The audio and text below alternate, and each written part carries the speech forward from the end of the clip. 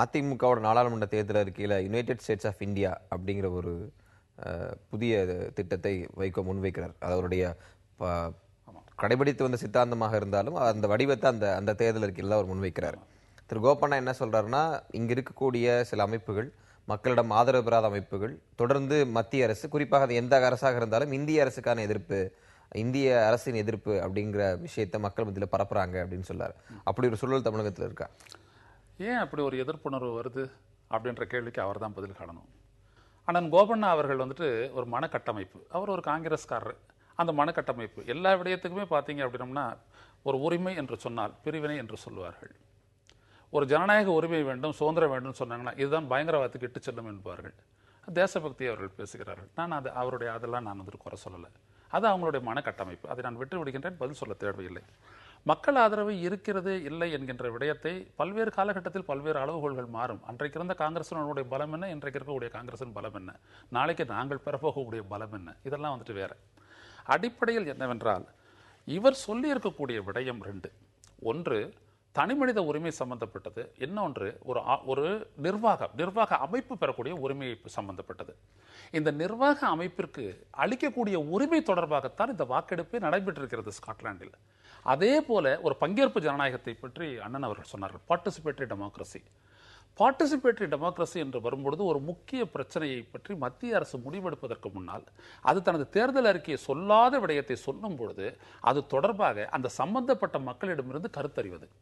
ஒரு உதாரணத்திற்கு சொல்ல போனால், நீங்கள் இலங்கை அரசோடு நீங்கள் கச்சத்தீவு தொடர்பான அல்லது எல்லை பகிர்வு தொடர்பான ஒரு ஒப்பந்தம் போடும் பொழுது ஸ்டேக் ஹோல்டர்ஸ் என்கின்ற அடிப்படையில் தமிழ்நாட்டு சட்டமன்றத்தையும் அல்லது தமிழ்நாட்டுடைய மீனவர்களையும் கருத்தறிந்து அதை செய்திருக்க வேண்டும். இதுதான் பார்ட்டிசிபேட்டரி டெமோக்ரஸியில் ஒரு முக்கியமான இது. இங்கே நடந்த விவாதத்தில் கூட திரு ஜென்ராம் அவர்கள் அதைத்தான் சொன்னார்கள். ஒரு விடயத்திற்கு வாக்கெடுப்பு நடத்துவது என்பது ஜனநாயகத்தினுடைய ஒரு முக்கியமான ஒரு விடயம். 5 வருடத்துக்கு ஒரு முறை தேர்தல் நடத்தி வாக்கு பெற்றுக்கொண்டு ஆட்சியில் அமர்ந்து கொண்டு நாங்கள் நினைச்சதெல்லாம் செய்வோம், because the people have given us a mandate to rule for 5 years என்று சொல்வதல்ல ஜனநாயகம். உதாரணத்திற்கு மராட்டியத்தில் ஒரு சிறப்பு பொருளாதார மண்டலத்தை உருவாக்க வேண்டும் என்று வரும்பொழுது அந்த மக்கள் எதிர்ப்பு தெரிவித்த பொழுது ரிலையன்ஸுக்கு எதிராக அங்கே வாக்கெடுப்பு நடந்தது. அந்த மக்கள் வாக்களித்து நிராகரித்து விட்டார்கள். அது ஜனநாயகம். அந்த இடத்தில் எந்த துப்பாக்கி சூடும் இல்லை, எந்த தடியடி பிரயோகமும் இல்லை. இதைத்தான் நாம் விரும்புகின்றோம். அப்படிப்பட்ட ஒன்று வர வேண்டும். மற்றொன்று, அவரே குறிப்பிட்டதை போல அதிகார பகிர்வு. பஞ்சாயத்து ராஜ் தொடர்பாக திரு ராஜீவ்காந்தி அவர்களினுடைய எண்ணம் தெளிவானது. ஆனால் அப்பொழுதே அதை காங்கிரஸ்காரர்கள் எதிர்த்தார்கள். காங்கிரஸ் முதலமைச்சர்கள் சிலர் எதிர்த்தார்கள். ஏன் எதிர்த்தார்கள் என்றால், that is bypassing the state government. நீங்க எந்த ஒண்ணுத்தை நீங்க பண்ணணும் அப்படின்னம்னாலும் இந்தியாவினுடைய அந்த பெடரல் ஸ்ட்ரக்சருக்கு உட்பட்டு தான் செய்யணும். அந்த பெடரல் ஸ்ட்ரக்சர் அப்படின்றது அண்ணன் வைகோ அவர்கள் யுனைடெட் ஸ்டேட்ஸ் ஆஃப் இந்தியா என்று சொல்லும் பொழுது இதெல்லாம் இந்த நாட்டினுடைய, இவரும் சொல்றாரு பாருங்க, இந்த நேஷன் சப்நேஷன் தியரின்னு, இதெல்லாம் விடுதலை காலத்துல வந்துட்டு விவாதிக்கப்பட்டது. இந்த மொழிவழி மாநிலங்கள் என்று அண்ணன் சொல்லக்கூடிய விடயங்கள் எல்லாம் விடுதலை போராட்டத்தின் போதே இவர்கள் எல்லாம் பேசினார்கள். எதிர்கால இந்தியாவில் இந்த நாட்டில் இருக்கக்கூடிய பல்வேறுபட்ட தேசிய இனங்களுடைய மொழி, பண்பாடு, பொருளாதார வாழ்வு அனைத்தும் அவர்களால் காப்பாற்றப்படக்கூடிய அளவிற்கான ஒரு ஜனநாயக அரசு அமைக்கப்பட வேண்டும் சொன்னார்கள். திரு அரவிந்தர் அவர்கள் ஒரு கடிதத்தை எழுதுகின்றார். ஆந்திரா பல்கலைக்கழகத்துக்கு எழுதுகின்றார். அதில் இதையெல்லாம் குறிப்பிடுகின்றார். இந்தியாவில் இருக்கக்கூடிய சப்நேஷன், ஏனென்றால் இந்திய தேசியம் என்கின்றதை நாம் விடுதலை போராட்டத்தின் மூலம் உருவாக்கினோம். எனவே இதற்குள் இருக்கக்கூடிய இந்த தேசிய உணர்வுகளை எல்லாம் நாம் காப்பாற்றாக வேண்டும் என்று சொல்லுகின்றார். ஆனால் இன்றைக்கு என்ன நிலைமை? நீங்கள் அதிகாரங்கள் எல்லாவற்றையும் இல்லாமல் செய்யக்கூடிய ஒரு நிலை. இப்பொழுது கூட அவர் சொல்றாரு பாருங்க, நீங்க பிரைம் மினிஸ்டர் வந்து பார்க்கணும், நீங்க உள்துறை அமைச்சர் வந்து பார்க்கணும், நீங்க எல்லாரையும் வந்து பார்க்கணும். ஏன் இங்க வரவங்க வந்துட்டு முதலமைச்சரை பார்க்க கூடாது? இப்ப ரவிசங்கர் பிரசாத் வந்து பார்க்கல சீஃப் மினிஸ்டரை. இப்படி காங்கிரஸ் ஆட்சியில் ஏதாவது நடந்துச்சா? நீங்க எப்பொழுதுமே அதாவது மத்தியில இருக்கிற மத்திய அமைச்சர்கள் வந்து ஒரு மாநில முதலமைச்சரை பார்ப்பது என்பது மாநிலத்திற்கு வரும்போது ஒரு சம்பிரதாய ரீதியாக மரியாதை நிமித்தமாக சந்திப்பது சாதாரண நிகழ்வு அது.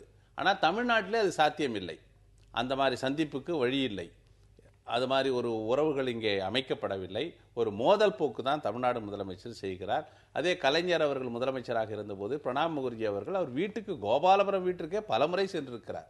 எந்த மத்திய அமைச்சர் கோபாலபுரத்தில் இருக்கிற முதலமைச்சரை போய் வீட்டில் போய் சந்திக்கவில்லை? எல்லாம் சந்திச்சிருக்கிறார்கள். அவருக்குரிய மரியாதையை திராவிட முன்னேற்ற கழக அறிவாலயத்திற்கு சென்று போய் சந்தித்திருக்கிறார்கள். ஆக சந்திக்க, ஜனநாயகத்திலே போய் வந்து ஒரு மத்திய அமைச்சராக இருப்பவர் மாநிலத்திலே இருக்கிற முதலமைச்சரை சந்திப்பது வந்து அடிப்படை கடமை. அந்த கடமையை செய்வதற்கு கடமையை செய்வதற்கு காங்கிரஸ் கட்சி வந்து எப்பொழுதுமே அதுக்கு தயாராக இருக்கிறது. ஒரு விஷயம். இன்னொன்னு, இந்த கச்சத்தீவு போன்ற விஷயங்களில் மக்கள் கருத்தறியணும்னு சொன்னாங்க. அந்த கச்சத்தீவை பொறுத்த வரைக்கும் இரு நாடுகளிடையே இருக்கிற ஒரு டிஸ்பியூட்டட் சைட். அது 2 நாடுகளுக்கும் சொந்தம் கொண்டாடிய ஒரு சைட். அதை பற்றி நான் சொல்றேன். அதை பற்றி ஒரு முடிவு எடுக்கப்பட்டு நாடாளுமன்றத்தில் அதற்கான அறிக்கை தாக்கல் செய்யப்பட்டு அந்த ஒப்பந்தங்கள்லாம் வைக்கப்பட்டு அங்கே விவாதம் நடந்தது. அங்கே இருக்கிற கம்யூனிஸ்ட் கட்சி தலைவர் கல்யாண சுந்தரம் போன்றவர்கள், மூக்கையா தேவர் போன்றவர்கள், அப்புறம் இங்கே இருக்கிற இரா செழியன் போன்றவர்கள் பலர் அதில் உரையாற்றியிருக்கிறார்கள், கருத்து தெரிவித்திருக்கிறார்கள். தமிழக முதலமைச்சருக்கும் இப்படி ஒரு ஒப்பந்தம் நாங்கள் செய்ய போகிறோம் என்று வெளியுறவுத்துறை செயலாளர் தமிழக முதலமைச்சரான கலைஞர் அவருடன் பேசியிருக்கிறார். அதுல என்ன தகவல் சொல்லப்பட்டது, ஒப்புதல் பெறப்படவில்லை என்பதுதான் தமிழ்நாடு முதலமைச்சருடைய ஒரு வருத்தமான ஒரு செய்தியாக சொல்லப்பட்டதே தவிர கலக்கப்படவில்லை என்று சொல்ல முடியாது. ஆக அந்த பிரச்சனை அங்கே இருக்கிற தமிழர்கள் சார்பாக நலன் சார்ந்த அந்த முடிவை மத்திய அரசு எடுத்தது. அதை தமிழர் தலைவர் செல்வா அவர்கள் அங்கே இருக்கிற தமிழர்கள் நலன் சார்ந்து இந்த முடிவை நாங்களும் வரவேற்கிறோம் என்று அவர் சொல்லியிருக்கிறார். ஆக யாருக்குமே பயன்படாத ஒரு தீவை இன்றைக்கு சர்ச்சைக்குள்ளாக்கி மீனவர் பிரச்சனைக்கு அதுக்கு சம்பந்தமே கிடையாது. சுருக்கமா உங்களோட பதில் அதாவது நல்லா பாருங்க, இவர் என்ன சொல்றாரு, எங்களிடம் சொல்லப்பட்டது தகவல் தான் சொல்லப்பட்டது, ஆனா அதை பத்தி கலந்தாலோசிக்கலன்ற.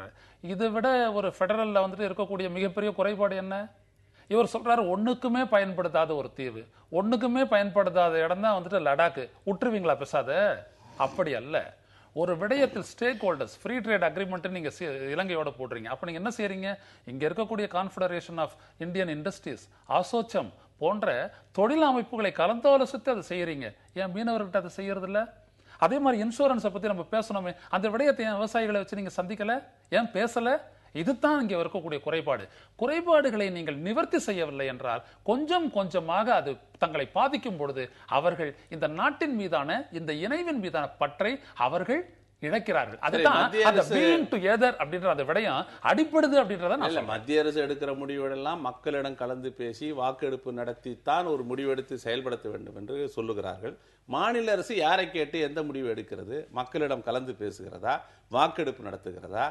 ஆக ஒரு ஆட்சி, தேர்ந்தெடுக்கப்பட்ட ஆட்சி சில முடிவுகளை எடுக்கிற போது அது நான் தேர்ந்தெடுக்கப்பட்ட நாடாளுமன்ற உறுப்பினர்கள் நாடாளுமன்றத்தில் விவாதிக்கப்பட்டு தான் நிறைவேற்ற முடியுமே தவிர மக்களிடம் கருத்தறிந்து எல்லாவற்றையும் பேசினா ஒரு அரசும் செயல்பட முடியாது.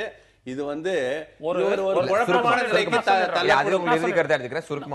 அதாவது என்னன்னா, கருத்தறிதல் அப்படின்றது இன்ன வரைக்கும் நடக்குதுல ஒரு ப்ராஜெக்ட்டுக்கும் கருத்தறிதல் நடக்குதா இல்லையா? வாக்கெடுப்பு நடக்கல, கருத்தறிதல் நடக்குதா இல்லையா? எந்த விதமான கருத்தறிதலும் நடக்காமல் ஏன் இந்த மாதிரி திட்டங்கள் எல்லாம் ஒப்பந்தங்கள் போடப்பட்டது? அதே மாதிரி நாடாளுமன்றத்தில் எல்லாத்தையும் விவாதிக்கப்படுதா? இந்தியாவுடைய அயலுறவு கொள்கை பற்றி என்னைக்கு நாடாளுமன்றம் விவாதிச்சிருக்குது? ஒருபோதும் விவாதிக்கல. ஏன் இந்த ஊடகம்?